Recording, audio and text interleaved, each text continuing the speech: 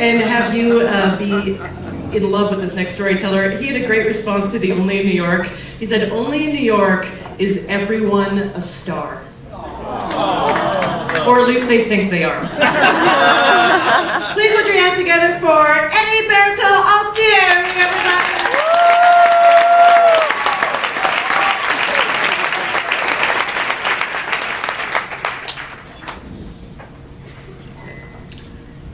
Heriberto Altieri and Eddie Altieri are two different people, but I'm both of them. I'm Heriberto Altieri and I'm 4 years old, and it's the summer and it's a big basketball tournament. It's called the Big Vic Tournament in the Upper West Side. It's like one of the only basketball tournaments in the Upper West Side, so it's very important. And my father was like the man in that tournament, and I looked up to him. You know, everybody cheered for him. It was real cool, and you know, my dad gave me the love of basketball. So, you know, after the game, the big celebration, it's a barbecue, everybody's excited, and my father invites me on the court to play. And I've never played in my life, never took a shot on a real basketball court, but you know, my dad's the one that put a ball in my hand. So, you know, I took that offer, and I embarrassed myself by missing my first shots, but you know, my dad lifted me up high enough to, you know, actually dunk the ball, you know, but because I was little, but I just dropped the ball in the hoop. You know, I heard the swish, and that swish, you know, made me feel like I was the man. So, you know, for that moment, I felt like my father. I felt like I was the man. You know, on that basketball court, I called that basketball court the Turtle Park, right outside my building, and I spent most of my time on that basketball court. I played my heart out. You know, I spent most of my time there when I felt like life was hard, and I was just a kid. You know, I was sad, mad. You know, I spent most of my time on that court. You know, most of my problems came from home. My parents were fighting. I was young. It took some time to understand. You know, it's hard for a kid to see everything at home. You know, your parents are fighting. You know, and I was glad that I had the privilege to go outside and play it on the court and let it out on the court. You know, I was about 11. You know, my dad left. My dad left home, and it was pretty tough.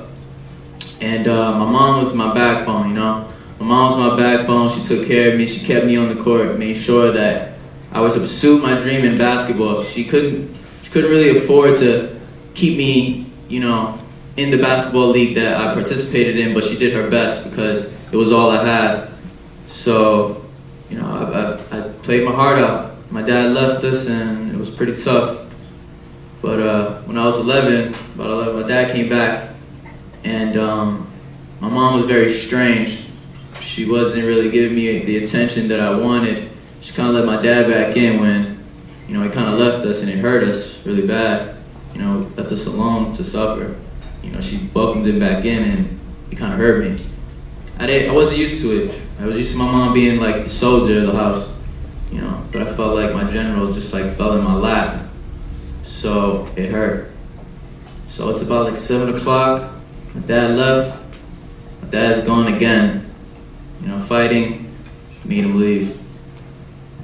So I try to go out to the basketball court. Usually, you know, I'm a good kid. At that time I was a really good kid. I didn't, you know, I followed the rules. I didn't break any rules. And 7 o'clock during the summer, like, you know, sun was kind of going down, but it was still pretty late outside. No 11-year-old should be outside at that time. But, you know, I had to let all my emotions go on the basketball court.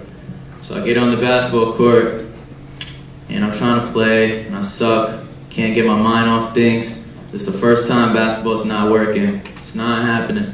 You know, I'm not feeling any better. I need something new. And what caught my attention was a spark of a lighter. And I look back, and it's this kid that goes to my elementary school. He's about like 13 in elementary school, you know, fourth, fifth grade. Pretty stupid. And his name was Edison, and he was smoking some pot on the bench on a basketball court.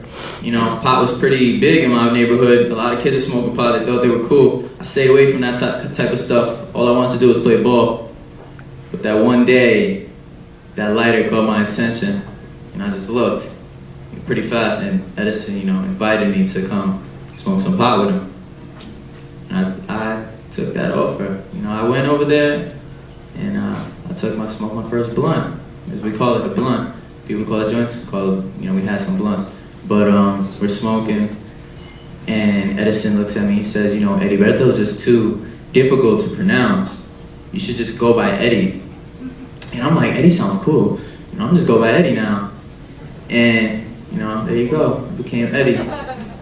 And, well, by the time I was 14, I graduated from pot. You know, pot was something that I just took, you know, I let stress out, you know, it helped me with some pain, but I graduated to drugs like ecstasy. First time I took ecstasy, I had so much fun. It was such a great experience for me. It sounds terrible, but you know, I had fun. And I'm in my friend's house, and my friend has this golden retriever, and I'm so high and so happy and flirtatious, and my friend has this golden retriever, and the golden retriever comes up to me, and I fell in love with that golden retriever. And I'm looking at the golden retriever, and I'm flirting with the golden retriever. I start asking my friend Sean, you know, Sean, where's this beautiful dog from? And he's looking at me like, whoa, dude, I'm trying to get at my dog. And I'm like, nah, it's cool. So, and you know, the dog's licking my hand, and I'm like, whoa, come on, Sean. And you know, everybody got a big goof out of it. That's the type of, you know, that was the type of excitement I looked at ecstasy, but ecstasy led to LSD and mushrooms and other hallucinogens, but that was all for fun. You know, pot was to get my mind off things, ecstasy, LSD, all that stuff, party, drugs, fun. That wasn't enough for me because I still had pain, and the pain was growing and growing and growing, and I needed to get over all that pain. And I remember my mom broke her arm, and she was prescribed Vicodin, but Vicodin was way too strong for her. She couldn't take that Vicodin, so she'd rather deal with the pain. And I thought about it, you know, I have a pretty good tolerance for drugs. Maybe I should try that Vicodin. So I go to my medicine cabinet, and the Vicodin's still there, pretty full. My mom only took one, she couldn't tolerate that one pill. So, bottle of Vicodin's full, take the cap, push it down, twist, and I take my first Vicodin. And I was only 14, and I'm taking this Vicodin, and I didn't know that Vicodin would just be like the craziest turning point ever. So, you know, Vicodin led me to Oxycontin, Valium, morphine, methadone, Percocets, any prescription drug that I can get my hand on. Now, while I'm doing all these drugs, I'm like isolating myself from everyone because I just wanted to get over the pain by myself. I didn't want to have any friends near me. I didn't do it socially, it was just for me. While my friends are playing new Xbox games like Call of Duty, getting PS3s, I'm over here working on getting some Oxycontin from my friend's grandmother who, you know, has like cancer or something. So I'm just trying to get my hands on all the drugs I can get. My friends are working out, I'm getting high. My friends are getting, you know, muscular, I'm getting skinny. My weight is messing up. Times got like really difficult. So, you know, it was terrible. I still tried to play ball. That, you know, basketball was my dream, and I was not going to let go of that dream. But there was no being sober for me. Being sober meant feeling awful and sick. You know, my whole sobriety was just reversed on me.